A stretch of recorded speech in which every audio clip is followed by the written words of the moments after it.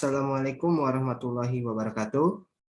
Yang terhormat Pak Dr. Wirmi Eka Putra selaku dosen pengampu mata kuliah penganggaran.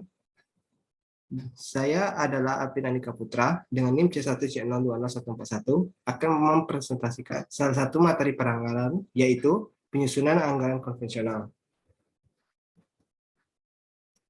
Baiklah, sebelum masuk ke pokok bahasan, kita akan membahas sedikit mengenai metode pengharga-pokokan tradisional atau pengharga-pokokan konvensional.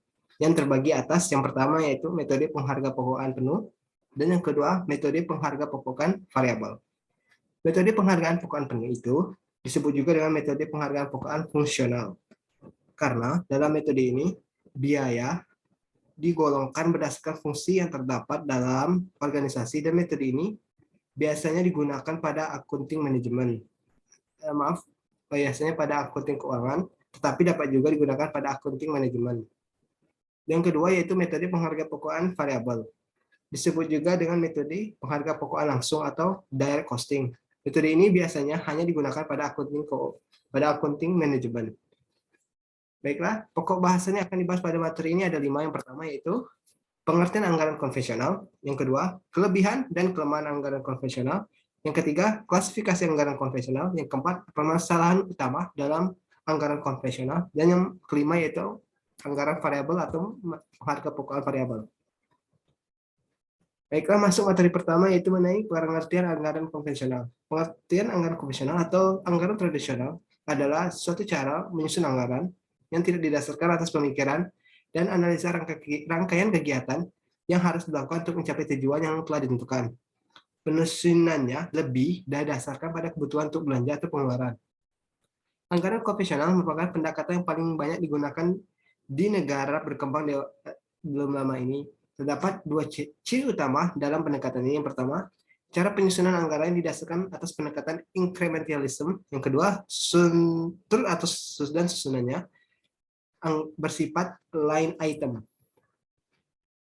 Baiklah, materi kedua yaitu apa sih kelebihan dan kelemahan dari anggaran konvensional. Nah, kelebihannya yang pertama yaitu penyusunannya relatif mudah. Lalu yang kedua, tidak memerlukan pengetahuan yang terlalu tinggi untuk memahami program-program kegiatan baru.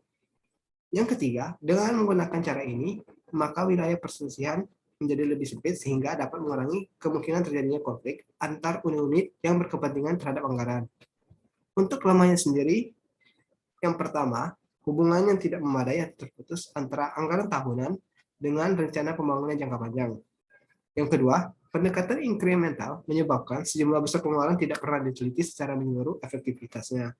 Yang ketiga, proses anggaran terpisah untuk pengeluaran rutin dan pengeluaran modal atau investasi. Yang keempat, lebih berorientasi pada input daripada output.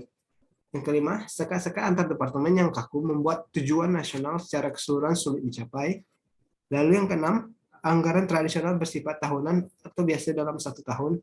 Dan yang ketujuh, masih banyak lagi kelemahan yang bisa dicari. Lalu selanjutnya, klasifikasi anggaran konvensional.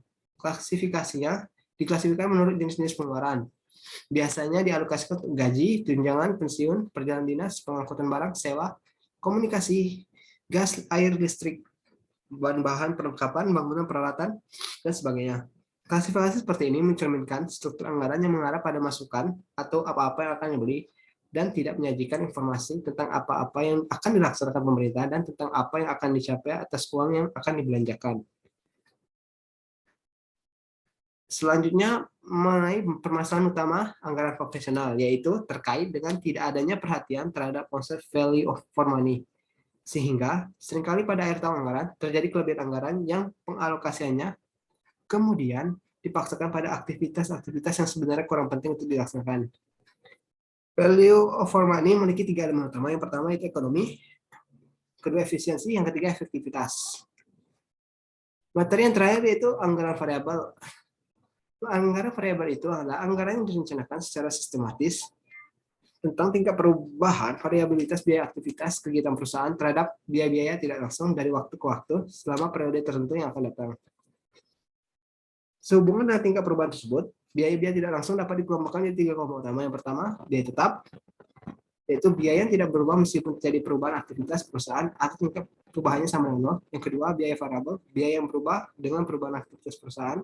Ada 3 kemungkinan meningkatnya biaya variabel. Yang pertama, biaya variabel proporsional, 2 degresif, ketiga progresif.